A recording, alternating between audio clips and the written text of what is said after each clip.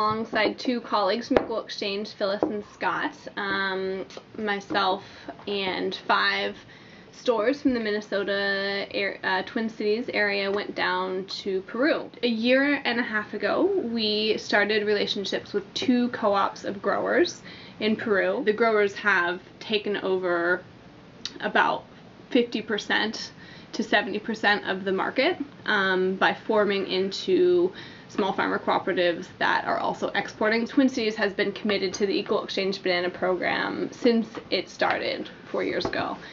For their commitment, we wanted to, honor that by showing them showing them in person what we've been talking to them about for the past 5 years.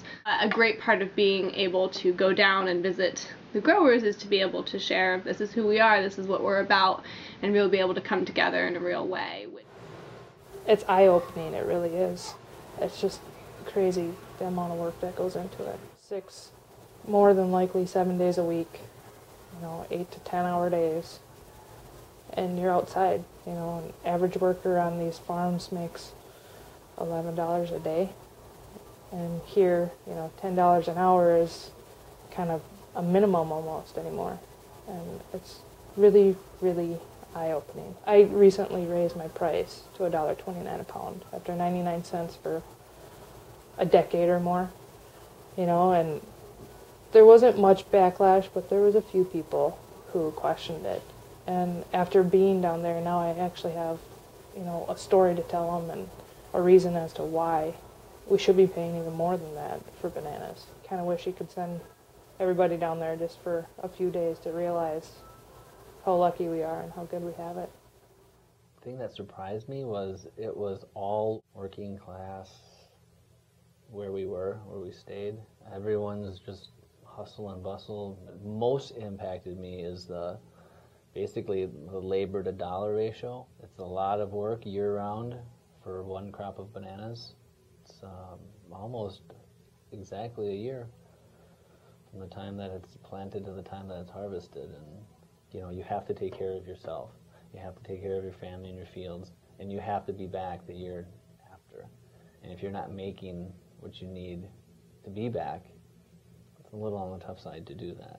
Those growers 100% stand behind what they do. They stand 100% behind the fair trade. That's literally what they're working for. They know it's important. And for us to actually get down there to see that was pretty impressive. The thing that really surprised me the most was how much care and knowledge and skill and attention each bunch of bananas is given when it's coming to the market in the United States. And I thought, why are bananas so cheap? But I think if people saw what we saw, people will begin to understand why this is important and why it makes a difference. I mean, they were so grateful for what those premium, the fair trade dollars had provided for the community, what the guaranteed prices had provided for them as a family.